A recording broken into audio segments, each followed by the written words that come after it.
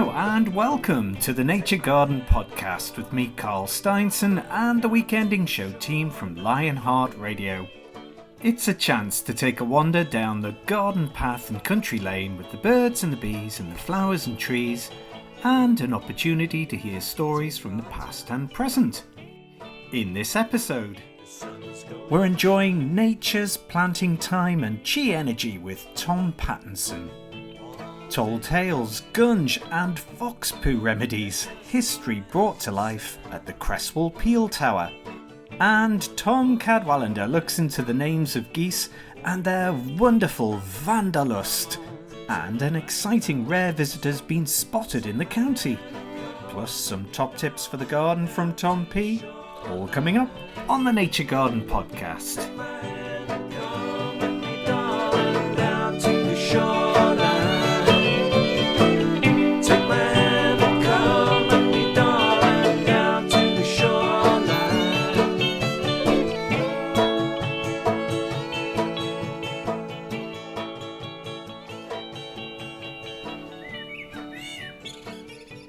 It might be getting cooler here in Northumberland as late autumn rides in on a gale or two, but it can be a great time for planting.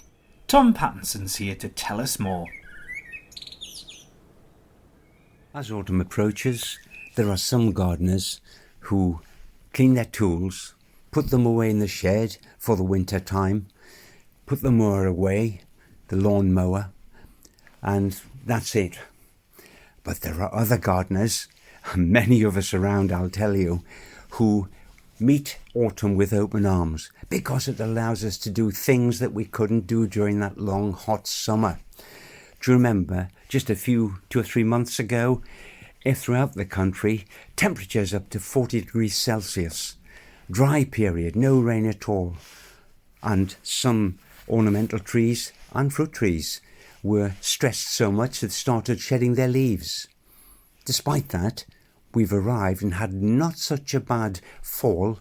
Deciduous trees, still some of them with their leaves and giving us such a beautiful display recently. But now those leaves have gone, we're looking at the temperatures. Air temperatures in the evening, they're pretty low. But you know, there's quite a bit of warmth, reasonable warmth remains in the soil. So if you put together deciduous trees going into a state of dormancy, having their winter sleep, don't know that we're around, digging them up, etc., and the extra warmth in the soil persisting into November, no wonder they call this nature's planting time. Throughout the United Kingdom at this time, it's designated, 1 week is put aside for tree planting week. It's been happening for years. So it's a chance to do various things in the garden. Not put your tools away. There isn't time for that. I move plants around. I introduce new plants, deciduous and evergreen, to my garden, right across the board, fruit, ornamental, and I propagate from some of the plants I'm moving around. It starts off for me with 1 or 2 plants I've noted in one of the ornamental borders. One, for example, it's in the wrong place. It's just grown too tall, and it spoils the chi, the balance of that area. So I can dig it out and prepare a hole for it in advance, a new planting hole, and take it across. And it's like musical plants at this time of year, and it will accept that because A, it's gone into dormancy, and B, there's a little bit of warmth in the soil, which encourages some early rooting, which gives it a head start for next spring when it takes off into growth. That's one of the things I can do. There's another plant I have in mind, which is a member of the sunflower family. And that one, it's been too aggressive. It's spreading. It's one of these invasive type plants, but it's a beauty. It's called Helianthemum lemon queen. And that more or less describes the beautiful petals in the dark centre, lemon queen.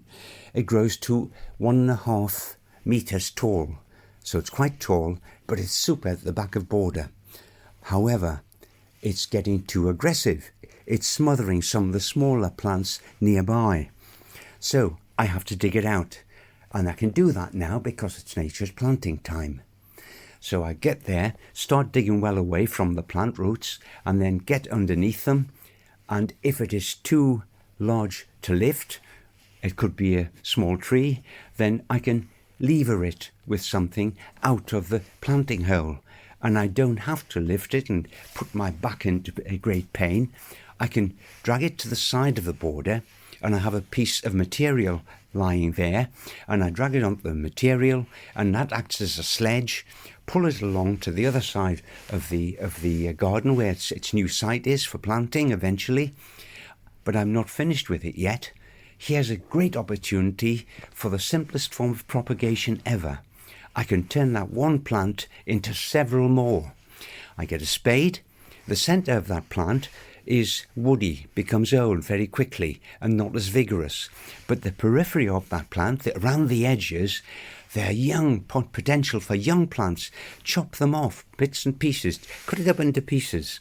And you've got, every piece has some a root system and shoots ready to go next spring. Hand some to your friends, replant some yourself, or find a coffee morning where you can give them to charity, people in little pots planting them and buying them. That's what I'm up for at the moment. Now, if you're going to introduce new plants, you can also go to the garden centre and evergreens grown in pots. They grow at any time of year, of course, but you can put those in as well. A little bit more about this shortly.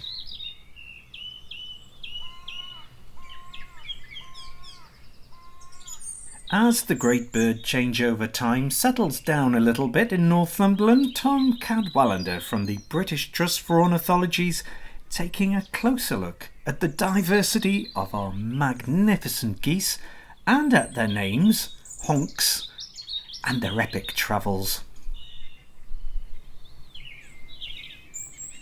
I love autumn, me. It's a wonderful time of year. Birds are moving, and it's just really quite exciting. And one of the big deals for me is the goose or geese migration that we get coming through Northumberland, through the northeast and indeed the UK. Such a cosmopolitan place. We get so many birds coming through here from a variety of places. You wouldn't believe the places, but I really, really enjoy it. And geese for me kind of just does it, if you like.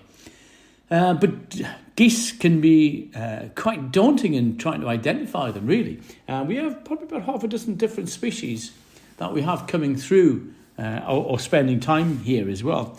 They're broadly split into two different categories. There are grey geese and there are black geese. That sounds very simple, doesn't it? But actually, it is when you think about it. But let's dwell first on the black geese. There are several species of them. And they're probably the most famous, if you like, or the one that Northumberland's famous for, is the Brent goose, and it's the pale-bellied Brent goose. There's two. This has got even more complicated now. There are two different races of Brent goose. There's the dark bellies and the light bellies, and they're coming from completely different places. But the pale bellies that we have coming to Lindisfarne, and one of the reasons Lindisfarne is designated a national nature reserve, is because of this species, this pale-bellied Brent goose. Now, the pale bellies will come from on the west coast, can come from Arctic Canada, but the ones that we get are coming down from Svalbard, Spitsbergen, and there's only about 7,000 or 8,000 of them, and that whole population is split between Lindisfarne and a point in Denmark, and sometimes that when the weather's really bad in Denmark, those birds will come over and we can have the whole world population of Svalbard or Spitsbergen pale-bellied Brent geese at Lindisfarne. Now, Brent geese are quite small, relatively small, not much bigger than a mallard, and they're really quite pretty. They've got dark black heads, white underneath or pale underneath, and as the name suggests, they've got pale bellies, and the contrasting with the dog bellies of the other race. But they have this lovely little white fleck on their neck. And they've got this kind of lovely call, and it's great. I've been tucked away in certain places at Lindisfarne studying these birds, and you can hear them when they come in. They'll have this sort of noise they make when they're kind of gathering up. But it's great, actually. So that's a real big deal, that, you know, we're having Brent geese, these pale-bellied Brent geese. And the old name for Brent geese was were goose. Now, were is an Old English and indeed Northumbrian name for seaweed. And the seaweed refers to the idea that these birds feed on zostra. Zostra is a seagrass, and when the tide's in, it just waves around in the sea. But when the tide's out, it just lies flat on the mud, and these birds will feed on that. So they're really sort of getting stuck into it, and it's one of the reasons they come here. But in recent years, we've been having dark-bellied Brent geese. Now, dark-bellies generally winter further south in the country, but in the last half a dozen years, we've been getting up to 300 or 400 at Lindisfarne, and it's quite interesting, that change of behaviour. It's fascinating. But another black goose that we get is the barnacle goose. Now, the barnacle goose is a really super little fella, and they're very similar to Brents, and the barnacles we get are coming from Spitsbergen, the same place as Brents. But these ones have instead of having a little white fleck on their neck, they've got a white face, so they stand out. It's similar sort of size to the Brent. And the name barnacle refers to the idea that they're winter visitors. And in the old days, the kind of common folk thought that in the summertime, these geese turned into barnacles on the rocks. Those little kind of crustaceans on the rocks. They thought they turned into those guys, which is quite an amazing thought. But they are the winter visitors here. And they'll use the east coast as a flyway. And they'll come down from Spitsbergen, these birds. And they'll hit the east coast of Britain, and they'll fly down the east coast, and they'll hit the Tyne Gap, then cross over generally to winter on the west coast in Solway. And that's a traditional migration. Birds using the Tyne Gap, using some geographical feature to aid their migration. I was in northern Scotland last autumn, and it was in one of the great glens, the Strathdurn, and I was watching barnacle geese coming down through there, and they were picking up the Strathdurn Valley, and they were using that as a flyway and crossing over to the west coast to winter down in the Outer Hebrides and indeed on the Solway. So the barnacle geese, two fabulous little black geese. But the common one we'll see around the place is the Canada. Canada is a big one, and it's not non-native to this country. And it's as the name suggests, it's a bird from North America, and there's tens of thousands of them over there, and they'll have these great migrations across North America. But these birds the ones that we have escaped from captivity many years ago, and they're now living ferally in the UK. And in some places they become quite a pest because there's some really quite big herds of them. As I said, these are quite big black geese, long black necks, and they've got this white chin strap, which looks like a bit of a bandage on their necks. So yes, they're the three black geese that we have. And let's not get too more complicated about the black geese. But we do have grey geese, and the common one we see is the grey lag. The grey lag is the bird that has a big orange bill, and we see them breeding around the place as well. And interestingly, they are a feral bird as well, and they're breeding locally, and there's quite an interesting population in the Lake District, and some quite interesting local movements going on. But traditionally, we've had greylags coming down from Iceland, and they will winter here, and we tend to forget that these birds will come from Iceland to winter here, and they'll join our kind of feral birds, and it's hard to tell the difference. Because they all look the same. But we do know that we have wild birds coming in here. But greylags are quite a big goose, big grey goose with this big orange bill, and quite distinctive in its own way. One of the other grey geese that we have coming through, and they'll come through in big numbers, and one of my favourites are the pink-footed goose. And these are the birds coming through in sort of start coming in late September through October and in November. And they'll come across high through our area, and they'll call, and the noise is so evocative. It's like yapping hounds, and they'll fly in big V formations, and they really are fabulous. And these birds are coming down from Iceland and Greenland, and they'll be coming down, and they'll traditionally they used to fly just over here and winter in North Norfolk. But now many of them will overwinter in the northeast, and Northumberland in particular. Druridge Bay, Lindisfarne and Millfield is a really good place to see these birds. So yes, the pinkfoot, if you see them on the ground, they are much daintier than the greylags. And indeed, they have got pink feet, but their bills are quite dainty, quite small, black at the base, black at the tip, and they've got a little pink band to them. Quite attractive little geese, and one of my real favourites. And indeed, they come down from Greenland. We've got some really quite good evidence of them coming down from far north. And just to top it off, we do get the odd rare goose coming in, and usually they're white fronts, and there's two populations of white-fronted geese. One's from the north, from the northeast, if you like, from Siberia, and they're called Russian or Greenland white fronts. And there's another population which comes down from Greenland to winter, and they generally winter on the west coast, and the Russian ones tend to winter south from us. And they look quite like greylags or pink feet, but they're grey, but they've got dark markings on the sides, and their bills are kind of greylag-like, and they're kind of pinky orangey. But they've got big white flashes at the base of the bill on their forehead. And these birds I'd only come through in very small numbers into our part of the world. In the more Eastern Mediterranean, Eastern European in their wintering grounds, down through into the Balkans. But we do get them in small numbers. But just shows, we've got a fabulous sort of cosmopolitan population of birds wintering here. And really, we should never take it for granted. It's just a wonderful place.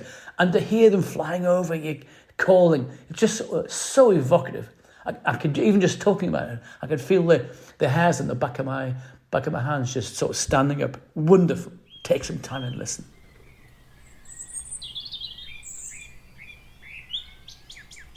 Tom Pattinson's busy planting and enjoying the late autumn, aka nature's planting time, and fruit trees, plants and bulbs are all possibilities, but watch out for frost.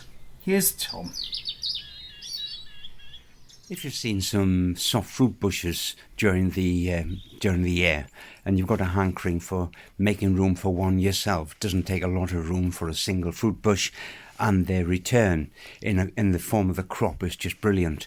I'm thinking of blackcurrants, red currants, gooseberry, that sort of thing. Or if it's, say, an apple tree, a dwarf apple tree on the M27 rootstock.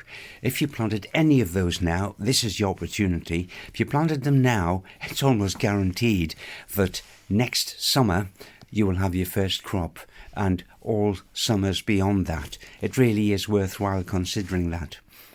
You may well have noticed also that bare-rooted plants, fruit trees, for example, say apples, if you buy a bare-rooted plant, it will have just been put into a pot just to keep it stable until you get it home. They're cheaper than the same type of apple tree which has been grown on in a pot over several months, sometimes years, to get to that stage. So if you do buy something that is bare-rooted, and typical example of this is roses. They always, at this time of year, you've ordered a few of them, they arrive packaged up, but there's no soil in the roots at all. Before you plant them, be sure to plunge those roots into a bucket of water and let them stand in the bucket of water overnight, for a few hours certainly, but I generally do it overnight, so the plant is fully charged with water when you pop it in, and then the roots will get working straight away and form new ones. But it's more than just fruit trees or ornamental trees we're thinking about here. Ornamental, say bulbs. We're planting bulbs at the moment too. It's a great opportunity to get them into the soil. People keep saying to me, is it too late to plant my bulbs? And this is November. And the answer is certainly not. I've planted bulbs. I've bought in the past a pack of bulbs and found them out in the garden shed December to January.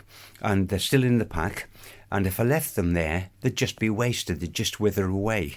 So I have to say, get them into the soil and take pot luck. But certainly, just 2 weeks ago, we planted 8,000 crocuses, a team of us, in a local site nearby. 8,000 of them. And there was just the slightest tip of their shoots showing. So they'll be fine.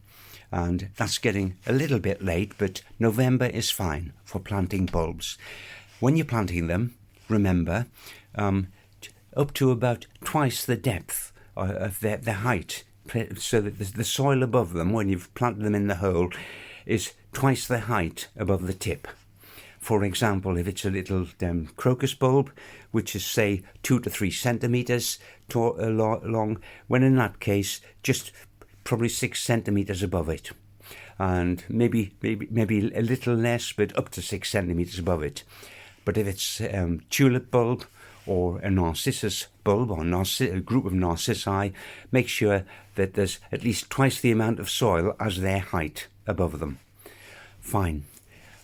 Next thing you can do, or another thing you can be doing, and I do this most of the time during the winter, is repair edges on the lawn. If there's a broken edge on the lawn, I cut a square into the lawn, which is a small square, and with the broken edge, lift that turf and swing it round by 180 degrees, so the broken edge is on the inside of the lawn and the fine edge is on the outside, and then you do a little repair job with some sieved sand and soil, and either put a little bit of new seed onto it or just let it fill in normally. That's a possibility, but the quickest way to put a lawn together now is with turfs. Buy turfs. They should be available at the garden centre. Put the turfs down and instantly you've got a green area to play on, utility area, your choice. And you can buy different types of turf, of course, but that's something to get on with at the moment. There is so much to do, so much planting to do. This is nature's planting time right here and now, but in theory, you can introduce plants between now and the end of March, unless there is frost around. Beware of frost. Look at the weather forecast. If there's no frost forecast for 2 or 3 days, then get planting any time during the winter. Volunteers make the world go round in so many ways. And when you marry up our voluntary efforts with an amazing project, well, the results can be simply awesome. Steve Lowe's been catching up with some of the crew at the Cresswell Pele Tower in Northumberland. So you've just tried to get me to apply some fox's lard. Fox grease. Oh, okay. Fox grease. Well, fox's lard, basically, yeah. Well, really, if you really want to know, it's lard with red fox Labrador hair mixed in for authenticity. Okay, but well, that doesn't really matter. But it's a cure for baldness, apparently. It is a cure for baldness. Well, I'll take that as read, obviously. Thank you very much for that compliment. Yeah, but it's a great little display that you've got here. What have you been up to with this then? What's all this about? Well, this is a traditional 16th century Tudor woman's home remedy kit. All right. So, obviously, in the 16th century, you wouldn't be able to pop to the doctor if you had a headache or an upset tummy. And the apothecary would be a bit expensive. And up here in the north, and you've got your border reivers running around everywhere, you've got to look after them. So the wife's job would be to look after them and produce all her own remedies. So this is what I've got here today. So what sort of stuff have you got? What I've got is we have a little pot of this green gunge. Yeah. And this is a woundwort salve. Okay. So woundwort it looks very much like a nettle and grows along the hedgerows. And this would be used as pretty much an antiseptic. Okay, so you've got things to cure. Yeah, this would be for cuts and scratches. Yeah. It wouldn't help if you chopped your arm off or anything. No. But cuts and scratches in the medieval period could be fatal, couldn't they? Because they didn't have antibiotics. Exactly. Yeah. Exactly. So what else have we got? We've got a bowl full of plantain leaves here. And again, plantain you'll see on the roadside. Yeah. And it's, again, a very good antiseptic. Okay, so that's like a green sort of circular plant with ribs in, so it's ribwort planting, this one, isn't it? Yeah, it's a ribwort. You can get a long, narrow leaf, or you can get a rounder, broad leaf as well. And it's antiseptic. Traditionally, it would have been chewed. Right. And used as a poultice. Right, I've got you, And it goes back as far as early records from Roman times. Okay. And the Romans, after their march, would wrap it around their feet. And it would be a cure for blisters. Oh, I could do with a bit of that then, I think. And in this jar, we've got some interesting little creatures. We have, yes. These lovely little, squidgy little friends.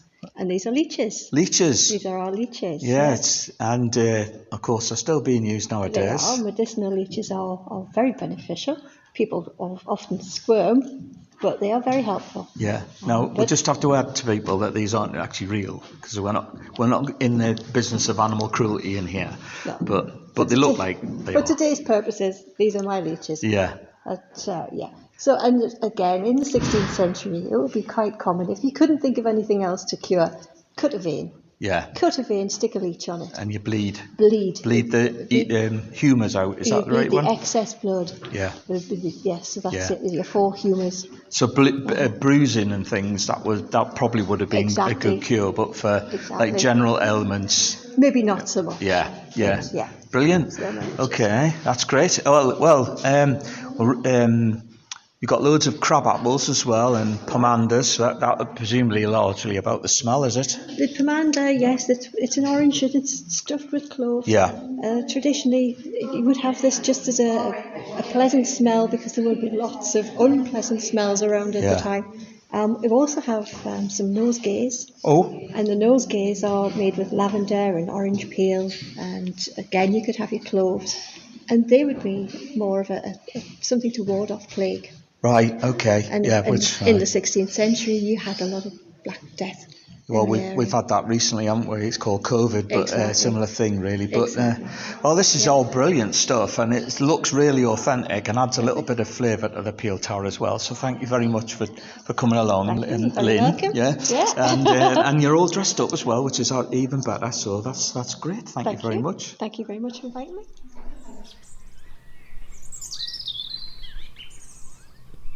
This is the Nature Garden Podcast with Carl Steinson, Tom Pattinson, Tom Cadwallender and Steve Lowe. Swifts are commonly associated with high summer, so it may seem a little odd to see one now. And that's what I thought the other day overlooking the sea to the mainland when I think I saw one. Tom Cadwallender's on the trail of the latest surprise autumnal visitor.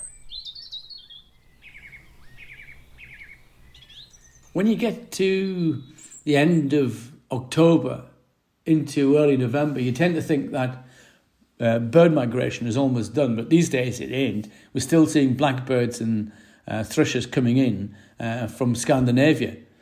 But this time of year, though, when swifts turn up, and they do, it's quite exciting. You know, our common swifts, the birds that breed in this part of the world, are long gone. By the end of July, early August, that we've seen the last of them. But just in the last week or so, we've had this amazing influx of a species called pallid swift. Now, pallid swifts are extremely rare, and they're Mediterranean by origin. And there's been an unprecedented influx this last week or so. Even over Seahouse, there's been 3 or 4 flying around, Amble 3 or 4 flying around, and several others knocking around. One in Belford's been reported as well, up and down the place. Now, these birds should be in Africa, but they've been picked up by this southerly airstream, and they've been deposited in the north, and they're now making their way south. They can fly vast distances very, very quickly, swifts. They're really masters of the sky. They're so exciting.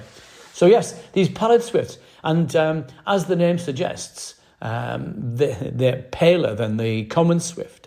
And the wings are just slightly thicker at the base, near where they join the body, just slightly thicker. And the tail is slightly different as well. But the paleness is something that stands out. They're quite difficult to sort out, and sometimes the light is not very helpful. But if you get a decent view, you can actually see how pale they are. And they've got a bigger chin patch, white chin patch, so they can sort them out that way. But it's caused an awful lot of excitement, I can tell you. They're a really rare bird, these pallid swifts. And you think, so yes, if you see a swift late on in the autumn, you think, well, this is something special. And indeed it is. It will be more likely or not be a pallid swift. So yes, it's had the birding scene all agog, standing in the streets of our small towns. Last weekend I was in Amble, and there's a great throng of us bird watchers standing watching these pallid swifts flying around. Just behind the harbour they were. Great. And so yes, it's the migration is not over until it's over. Wonderful. What a time to be bird watching. Absolutely fantastic.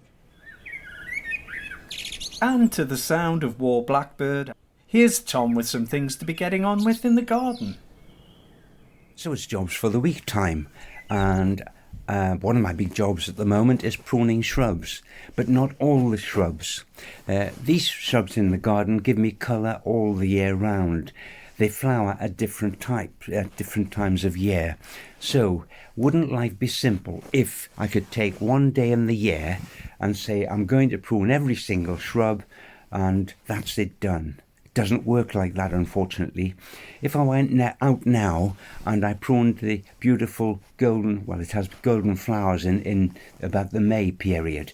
If I went and pruned it now, I'd be robbing myself of the flowering stems, because the stems have grown through the summer since I cut it back, pruned it directly after flowering time. It sent up new stems, they've ripened, and they're ready to flower for me next May. So don't prune your forsythia at the moment. Wrong time. Buddleia is a different matter, the butterfly bush, or should I say Buddleia. They've changed the name a little bit, but it's still the butterfly bush, which attracts so many pollinating insects. Generally pruned back to about knee-high, for me, knee-high every winter at this time, because it grows from that. In spring, it shoots off growth and it goes to 2.5 meters tall. If I left it like that, the winds would catch it, it would become far too brittle, the wood would age very quickly, its stems, and it would snap off. So I must prune it every year at this time. Lavatera is the same. Lavatera Barnsley. There's a white, there's a pink flowering one. Beautiful, long flowering period during the summer. But it's very brittle. It gets tall. So at this time of year, that again, I prune it down to knee height at the moment to stop the windrock, loosening the roots, or the whole thing breaking apart. I'm also pruning, but not as severely, the Weigela. Weigela, I have a beauty called Weigela Florida variegata. Beautiful foliage, variegated foliage during the summer, but it's a deciduous plant, like the previous two, Buddleia and Lavatera. It's deciduous. It has pink flowers when it flowers about the May-June period. Beautiful, about the size of 50 penny piece. I've been cutting a third of the growth from that. And another one, Escalonia. Again, it's semi-evergreen, this Escalonia, so it gives a bit of colour on the leaves during the winter, but unfortunately it needs a bit of pruning back, but I'm doing that now. I'm also pruning some of the fruit bushes, the small bushes, the gooseberry, the blackcurrant, the red currant, cutting the old, a bit of the old stems, the old wood out, and encouraging new wood in each of them. The gooseberry in particular, don't let the centre of it become congested, otherwise you'll get mildew in the centre of the bush. So they're being pruned at the moment. I'm also putting that aside. All of the cuttings or the prunings, they're not being wasted. Some of them are going into the composting, my hot bin composter, good material for composting. The rest of them, small pieces about 30 centimetres long of the current season's growth, which is toughened up, they make beautiful hardwood stem cuttings. That's the Buddleia, Lavatera, Weigela, Escalonia, and the fruit bushes, even the gooseberry. They'll go in, press them in, make a trench, slit trench upright into the soil, the depth of a spade's blade, and push them down so that 3/4 of them are actually buried beneath the surface. Just a quarter of the stem is showing. Get your foot in, your boot in to firm the soil, leave them and they'll root between now and next year. And you've got new plants free of charge. In the greenhouse, I've got a leaf lettuce crop started off. They're just germinating and they'll see me throughout the winter, even though the greenhouse is unheated. Also at the time, I'm waiting for the grapevine. We've had good crop again this year. I'm waiting for it to lose its leaves. That's when it's gone into dormancy and the sap won't run when I cut the stems. That's just about ready for pruning. Apart from that, I'm putting a few colourful things into the containers outside the house.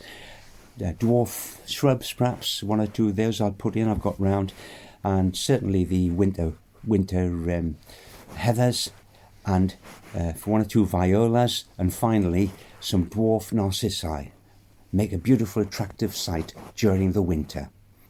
Whatever you're doing in your garden, enjoy it this week. You've been listening to gardener Tom Pattinson, birder Tom Cadwallender from the British Trust for Ornithology, and Steve Lowe from the Cresswell Pele Tower project. I'm Carl Steinson, and don't forget you can listen back to all the previous reports we've done on the Nature Garden podcast. That's the Nature Garden podcast. Enjoy your gardening and time outdoors with nature. Bye for now.